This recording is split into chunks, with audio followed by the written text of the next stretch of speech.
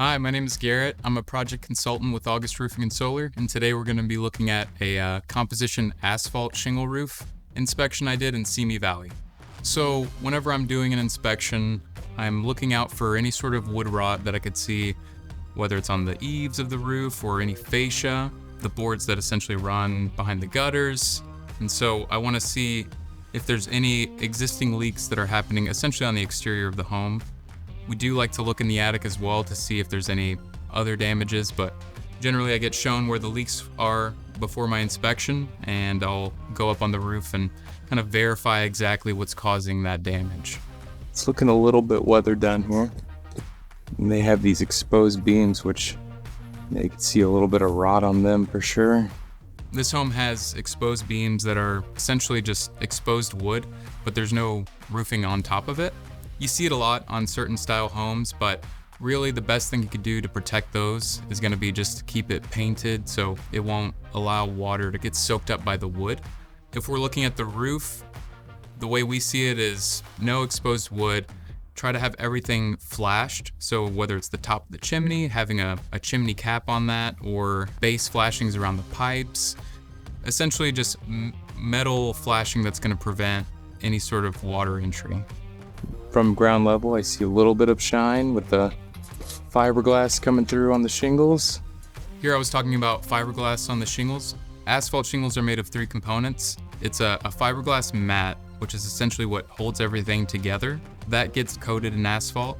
And then there's the rock that's actually pressed into the shingles. Basically the job of the granules, or what they're called, is to reflect the sunlight. As roofs get older, you start to see a lot of the rock deteriorate and collect in the gutters. You're left with asphalt and fiberglass. What eventually happens there is the asphalt will get heated and melted down, and it will break off of the shingle, and you'll be left with fiberglass, which is essentially the internal component of the shingle. My comparison is always that it's like treads on tires. Whenever you do start to see the fiberglass coming through, you can tell that the age of your shingles, it's pretty much at its life expectancy, which we see it a lot in California because we have a lot of heat.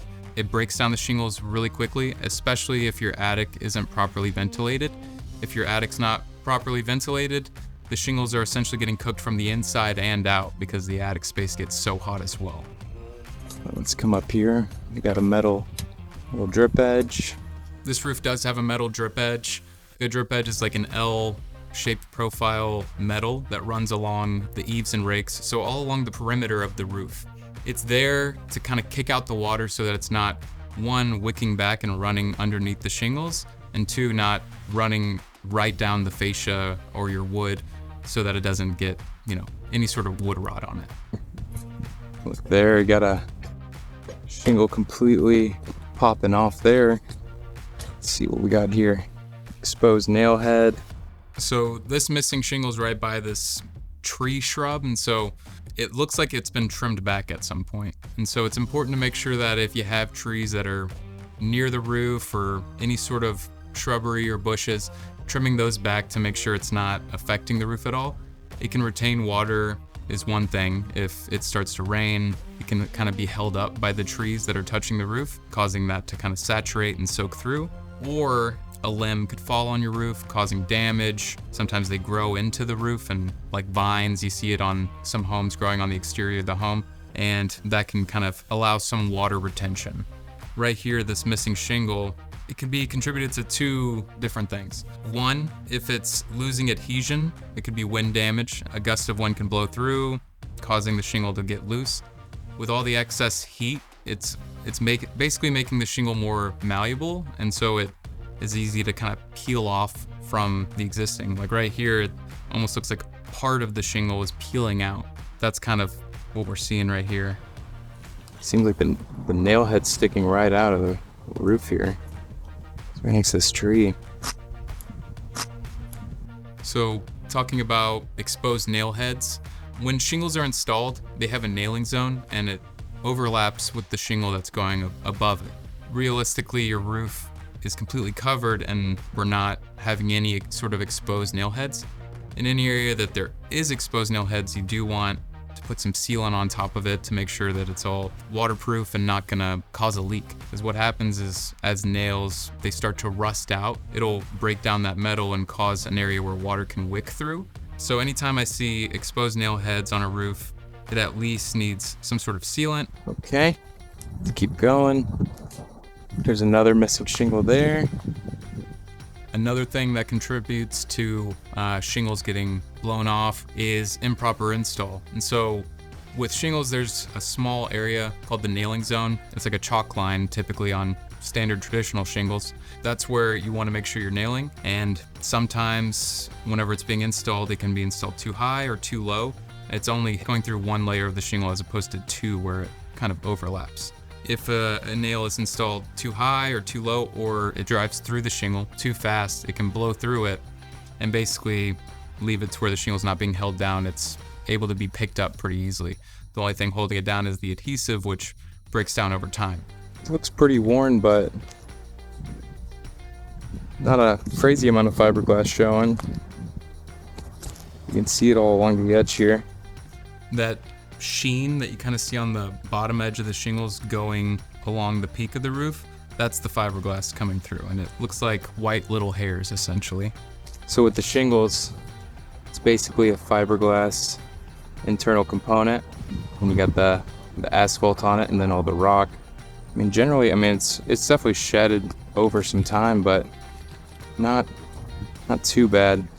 They don't have metal in the valleys. No flashing. Looking in the back, I can see areas where it looks like kind of been sealed a little or something over here. This roof, it had some minor repairs done, it seemed. Whether it was just some minor sealant in these seams on the shingles, and then in the areas where it looked like the shingle was broken, it may have tucked. Sometimes you see people tuck sheet metal underneath it as like a little patch, essentially, and then they'll put sealant on it. The thing about sealants on roofs is it just isn't really a permanent solution. It's more of a band-aid. It breaks down because the sun's beating down on it, and it causes it to crack or causes some sort of separation. Some people have a leak and try to fix it themselves, which, is understandable. They might use like a elastomeric sealant and kind of spread it on the roof, essentially like a bucket of Henry's is common.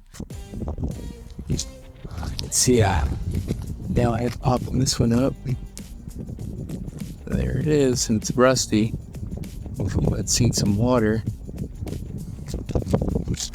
So with that nail pop, and whenever it's rusted, you can kind of just know that it's had contact with water. Whenever it's raining, it wicks underneath at least a little bit and has caused it to rust out. It's popping out, and it could be a number of things. Realistically, it happens if it wasn't fully flat whenever it's initially nailed. At times, it could just be on the install side, it didn't lay flat entirely, but they still put the shingle down. It's hard to really say what caused it. Flat torch down patio roof in the back. Here, this is the back patio roof, and I called it a torch down roof. It's a modified bitumen. It is an asphalt based roofing as well. You use it where the pitch is too low. So if the roof is essentially flat or it's close to flat, you want to use a rolled roofing material because it has less seams in it than shingles do. With shingles, you have seams essentially where every shingle is. With the rolled roofing, it's these larger sheets that are laying down. It's called torch down because it's heat applied. What happens is we install a base sheet over the decking. So we tear off the old roof, have the plywood, and we'll install a base sheet on top of that. And that's mechanically fastened, so it's installed with cap nails, essentially. So nails that have a little washer around it. We will lay that down, and then from there, we'll get the roll of torch down material, and we heat up the asphalt with a torch, and it makes it to where it's gonna actually stick down, and we roll it out onto the roof. You do it in such a way that all the seams are gonna be in line with the way the water's flowing. We want to make sure that the lap is where the water is gonna be flowing. It's not gonna be counterintuitive to where the seam is. It's all connected. Gutters hanging, falling off. See some patchwork. And here I mean, we have a transition from the shingles to the torch down, which we want to have at least, an 18-inch overlap is essentially what we'd be looking for. So that torch down material goes underneath the shingles quite a bit, and then the shingles are installed over that to kind of create an area where we're not going to have an issue in this transition. Looks like a 3-tab shingle is patching it, and the rest is all architectural. Pretty straightforward roof. You can see the coursing here. See how it's not lining up? Well, for one, we're missing a bit of ridge there or something. Got all exposed nail heads. And then with this coursing, it's running shorter and shorter as you go, and then it disappears. Then it comes back out over on that end. Right here, I'm talking about essentially how straight the shingles were installed. Whenever we're installing an asphalt roof, we're starting from the bottom edge of the roof, right at the eave, and basically we'll have a starter strip where the drip edge metal is. And then from there, we install the shingles, and it essentially stair steps up all the way to the peak of the roof. It makes it super important to get the spacing and measurements right to where everything's gonna essentially look straight by the end of it. Because what happens is if you're slightly off at the bottom, it'll get more apparent as you kind of get closer and closer to the top. You can see a lot of the shingle towards the edges of the roof, but then as it runs into the hip, it sort of disappears. And so there's an element of this that's just not running straight where it meets that peak, that ridge cap. And there was an area where that ridge cap shingle was missing. So on this home, the homeowner called us and he knew that he wanted to get his roof replaced. He started to look at different options. There wasn't anything incredibly glaring about his roof that was wrong. It was at the end of its life, and you can see the fiberglass coming through on the shingles. If you suspect that your roof is in need of repair, or if you know that your roof's at the end of its life, give August Roofing and Solar a call, and one of our project consultants will come out and give you all the information you need to make the best decision for you and your family. Give us a call today.